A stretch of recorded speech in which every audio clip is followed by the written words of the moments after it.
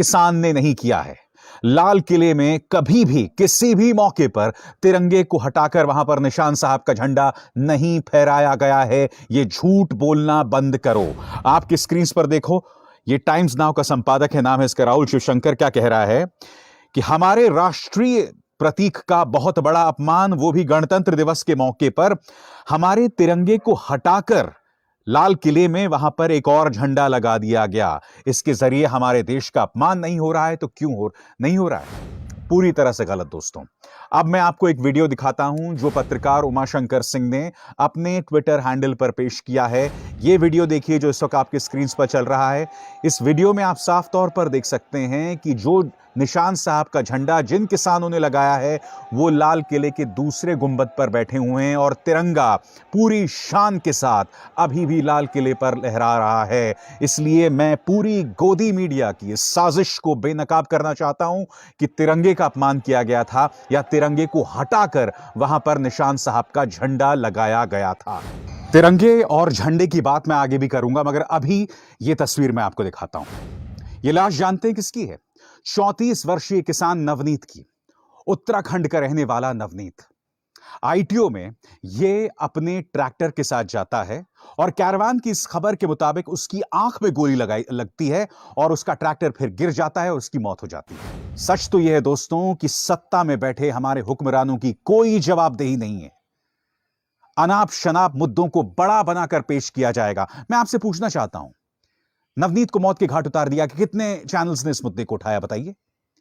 मुद्दा यह बनाया जा रहा है कि तिरंगे को हटाकर उसकी जगह पर झंडा फहराया गया, एक धार्मिक पताका लगाया गया, जो अपने आप में झूठ है। यह भी सही नहीं है क्योंकि लाल किले में सिर्फ तिरंगा होना चाहिए। मगर यह कहना कि तिरंगे को हटाकर वहां पर धार्मिक पताका लगाया गया, झूठ, सरासर झूठ। मगर यह तस्वीर जो फिर मैं आपको दिखा रहा हूं, यह सच्ची है। यह नवनीत सिंह की तस्वीर है। 34 वर्षीय नवनीत, जिसकी एक पत्नी होगी, जिसके छोटे छोटे बच्चे होंगे। वो नवनीत जो मुझसे भी कम उम्र का है। इसकी मौत के लिए जिम्मेदार कौन है? कोई जवाबदेही तय की जाएगी?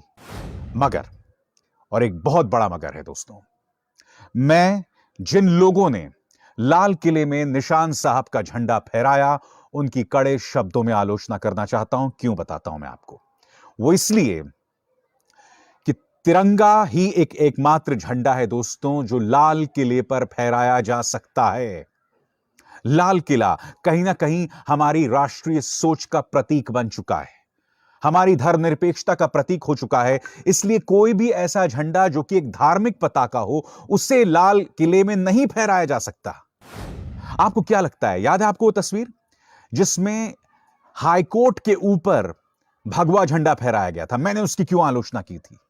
क्योंकि हाईकोर्ट न्याय का मंदिर है। वहां हर किसी को न्याय मिलता है, चाहे वो हिंदू हो, मुसलमान हो, सिख हो, ईसाई हो, दलित हो, पिछड़ी वर्ग का जाति हो, ब्राह्मण हो, क्षत्रिय हो। वहां पर अगर आप धर्म विशेष का झंडा लगाएंगे तो यह कहीं ना कहीं हाईकोर्ट का अपमान है। इसलिए जिस तरह से हाईकोर्ट में आप झंडा नहीं फहरा सकते किसी एक धर्म का, उसी तरह से आप लाल किले में निशान साहब का झंडा नहीं फहरा सकते। आपको याद होगा मध्य प्रदेश के मंदसौर में जब कुछ मतवाले चढ़ गए थे एक मस्जिद के ऊपर और वहां से उन्होंने मस्जिद का झंडा निकाल के वहां पर भगवा झंडा फहरा दिया गया था। हर झंडे की अपनी एक जगह होती है मस्जिद के ऊपर। वहां जो धर्म विशेष यानी कि इस्लाम से जुड़े ही झंडे फहराए जा सकते हैं। अगर आप जबरदस्ती ऐसा कर रहे हैं तो आप सिर्फ समाज में दंगे फैलाने का प्रयास कर रहे हैं। मैंने उस वक्त उस बात की भी आलोचना की थी। उसी तरह से मैं कह रहा हूं कि लाल किले में सिर्फ और सिर्फ भारतीय तिरंगा फहराया जा सकता है। मगर मैं गोदी मीडिया के उन प्रयासों की कड़े शब्दों में आलोचना करता हूं जिसमें वो ये कह रहे हैं कि इससे देश का अपमान हुआ है, या फिर वो ये झूठ फैला रहे हैं कि इस पूरे मामले में जो है तिरंगे को हटाकर वहां पर निशान साहब का झंडा फहराया गया है। मैं एक बात स्पष्ट कर देना चाहता हूं दोस्तों, जैसी ये घटना होती है पुलिस उन किसानों से संवाद करती है और किसान जो हैं लौट जाते हैं। मैं जानता हूं कि कई जगहों पर एक आध तस्वीर आई है जिसमें बस को हिलाया जा रहा है, मगर मैं ये पूछना चाहता हूं दिल्ली पुलिस से, आखिर आपको जरूरत क्या थी एक बस को रास्ते में रखने की? क्योंकि कहीं ना कहीं तो संवाद हो गया था ना, कहीं ना कहीं एक समझौता हो गया था कि आप जो हैं वो अपनी ट्रैक्टर की सवारी निकाल सकते हैं, आप ट्रैक्टर की परेड कर सकते हैं। तो ऐसे में आपको बस जो कि एक सार्वजनिक संपत्ति है उसे रखने की क्या जरूरत थी?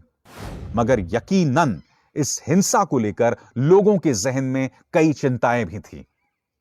खासकर मीडिया जिस तरह से इन प्रदर्शनकारियों को बदनाम करने में लगा हुआ था, उनको अराजक तत्व बताया गया। कुछ लोग तो उन्हें आतंकवादी तक बताना चाहते थे, गुंडे बताना चाहते थे, देशद्रोही बताना चाहते थे। दोस्तों, मैं आपको दो क्लिप्स दिखाना चाहता हूं। निर्भया आंदोलन के दौरान साल था 2012। उस वक्त प्रदर्शनकारी राष्ट्रपति भवन पहुंच गए थे। उस वक्त तो उन प्रदर्शनकारियों को किसी ने आतंकवादी, किसी ने अराजक तत्व, किसी ने देशद्रोही तो करार नहीं दिया था ना। आइए देखिए एबीपी न्यूज की साल 2012 की एक छोटी सी क्लिप। क्या कह रहा था एबीपी न्यूज उस वक्त, आप खुद सुनिए। उसको कांच को प्रदर्शनकारी तोड़ रहे हैं। इस प्रदर्शनकारियों के बीच यहाँ पर हिंसक घटना शुरू हुई थी। पुलिसकर्मी यहाँ से भाग चुके हैं, लेकिन प्रदर्शनकारी लगातार एक खाली पड़े ट्रक पर पथराव कर रहे हैं और जो लट्ठे लकड़ी के यहाँ पड़े हुए थे उससे तोड़फोड़ कर रहे हैं। आपने देखा, ना एंकर ना रिपोर्टर, किसी ने भी प्रदर्शनकारियों को आतंकवादी, अराजक तत्व नहीं बताए। ये सिर्फ प्रदर्शनकारी थे, उसके अलावा कुछ नहीं थे। आज की तारीख में यही पत्रकार किसानों को आतंकवादी, जो है अराजक तत्व और देशद्रोही बताएंगे। अब देखिए इंडिया टीवी क्या कह रहा है दोस्तों, उस वक्त 2012 में क्या कह रहा था। देखिए, जब निर्भया आंदोलन में लोग राष्ट्रपति भवन तक पहुंच गए थे, उस वक्त क्या हमने उन प्रदर्शनकारियों को आतंकवादी, अराजक तत्व, एनार्किस्ट्स बताया था? देखिए, इतिहास में पहली बार राष्ट्रपति भवन के बाहर प्रदर्शन। दामिनी के लिए बौखलाहट, राजपथ पर उमड़ी पूरी दिल्ली। महामहिम के दर पर लाठी डंडों की बरसात। तो मैं ये समझना चाहता हूं कि जब वो किसान जिसे आप शुरू से बदनाम कर रहे थे, शुरू से आतंकवादी बता रहे थे, अब जबकि वो दिल्ली में प्रवेश कर गया है, और मैं जानता हूं कि कुछ युवा आपा खो गए हैं, और वो आपा क्यों खो गए हैं उसकी भी मैं वजह आपको बताऊंगा थोड़ी देर में, मगर इसके चलते आप उन्हें अराजक तत्व बता दें। देखिए, ये आंदोलन जो है किसी नेतृत्व में थोड़ा हो रहा है, किसी खास व्यक्ति के नेतृत्व में थोड़ा हो रहा है। किसान पहुंच रहे हैं देश के अलग अलग हिस्सों से और वो अपनी आवाज बुलंद कर रहे हैं। ऐसे में आंदोलन कभी कभी भटक जाता है, मगर आपको इस बात को मानना पड़ेगा कि पिछले 2 महीनों से किसान जो है सिंघू बॉर्डर, टिकरी, शाहजहांपुर, तमाम जगहों पर जो है वो प्रदर्शन कर रहा है। 100 के करीब किसान ठंड में ठिठुर कर मर चुके हैं, अलग अलग बीमारियों से मर चुके हैं।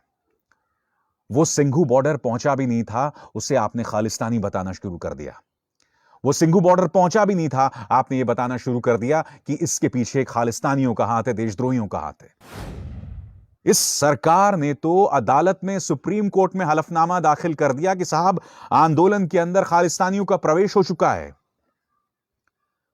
मैं आज आपसे एक सवाल पूछना चाहता हूं, गोदी मीडिया से, पुलिस से, सरकार से।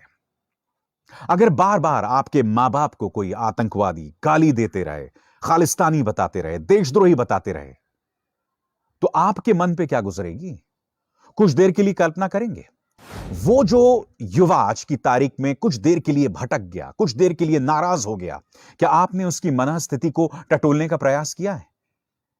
क्या आपने कभी खुद से सवाल किया है कि वो सिर्फ एक प्रदर्शनकारी था, ऊपर से हमारा अन्नदाता है, और आप उसे बदनाम कर रहे थे? ऐसे में अगर वो युवा अपना आपा खो देता है, और मैं कहना चाहूंगा अब तक जो तमाम जानकारी मिली है उस हिसाब से किसानों के इस आंदोलन ने आज के दिन कोई बहुत बड़ा नुकसान दिल्ली में नहीं किया है, क्योंकि आप इसकी तुलना करना चाहेंगे फरवरी में जब दंगे हुए थे जिसमें 60 से ज्यादा लोग मारे गए थे, उस दौरान जो प्रदर्शन हुए थे काफी नुकसान हुआ था। मगर उस वक्त भी आपको पता है कि भड़का कौन रहा था, उस वक्त भी आपको पता है कि भड़काने के चलते युवा जो हैं वो सड़क पर आ रहे थे, जामिया में गोली चला रहे थे, शाहीन बाग में गोली चला रहे थे। आप इन्हें बार बार प्रवोक कर रहे हो। और मैंने लगातार अपने कार्यक्रमों में कहा है, क्या कहा था मैंने अपने कार्यक्रमों में? मैंने यही बात तो कही थी ना कि आप एक ऐसे शख्स को भड़का रहे हैं जो पहले से ही परेशान है। आप क्या उम्मीद करते हैं? आप क्या उम्मीद करते हैं कि वो हाथ जोड़ के आपके सामने घुटने टेके खड़ा रहे? या आप ये सोचते हैं कि किसान की यही नियति है, आप उसे गाली देते रहें, उसे बदनाम करते रहें, मगर वो जो है हाथ जोड़ के आपके सामने खड़ा रहे? अगर कुछ जगहों पर उसने अपना आपा खो दिया है तो वो स्वाभाविक है, मगर बावजूद इसके मैं पूरी जिम्मेदारी से कह रहा हूं कि किसी तरह का कोई देश विरोधी काम नहीं हुआ है। मगर फिर भी मैं अपने किसान भाइयों से अपील करना चाहूंगा, दोस्तों, आपके एक एक कदम पर निगाह है सबकी। आप एक गलती करेंगे, ये गोदी मीडिया जो है आपकी इतनी सी गलती को बढ़ा चढ़ा के कहां पेश कर देगा। इसलिए आप किसी भी सूरत में हिंसा का रास्ता अख्तियार नहीं कर सकते। आज किसान आंदोलन के कई जगहों से इस बात की खबरें आई कि गोदी मीडिया को दौड़ा दौड़ा कर पीटा गया। मैं इसकी आलोचना करता हूं, कड़े शब्दों में आलोचना करता हूं, क्योंकि हो सकता है जो रिपोर्टर इस वक्त जमीन पर आपकी बात करने आया हो, वो जरूरी नहीं है कि स्टूडियो में बैठे 1.5 फुटिया एंकर्स, या वो एंकर्स जो नोट के अंदर चिप ढूंढते हैं, या वो एंकर्स जो ऑन एयर अपने नाम की जगह मोदी जी का नाम पढ़ देते हैं, अपने नाम के साथ मोदी जी का नाम जोड़ देते हैं। जरूरी नहीं कि वो रिपोर्टर या उसकी सोच भी बिल्कुल उन एंकर्स जैसी हो या अपने मालिकों जैसी हो। इसलिए मेरी आपसे अपील कि कृपया किसी भी सूरत में किसी रिपोर्टर पर हाथ ना उठाएं, क्योंकि इस हिंसा को लेकर आशंका बनी हुई है।